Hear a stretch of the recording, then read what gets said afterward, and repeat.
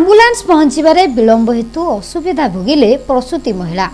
गर्भ जंत्रणा महिला जनक छटपट हेउतिला बेले 3 घंटा विलंब रे पहुंचला आंबुलांस।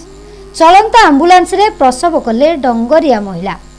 एपरि एक अभावनीय घटना घटी रायगड़ा जिला विषम कटक गोष्ठी स्वास्थ्य केन्द्र रे।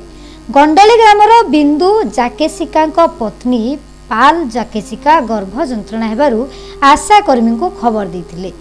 आशाकर्मी 102 आंबुलांस को जोगाजोग मध्य करथिले, किंतु विषम कटक अंचल रे आंबुलांस रही नथिबारु रायगड़ा ठारू 108 आंबुलांस 3 घंटा विलंब रे आसी पहुंचथिला। खाल खमाल रास्ता अतिक्रम करी आंबुलांस आसुथिबा समय रे गर्भवती महिला जनक जंत्रणा रे छटपट होई चलंता गाड़ी रे एक शिशु कन्याटी जन्म करथिले।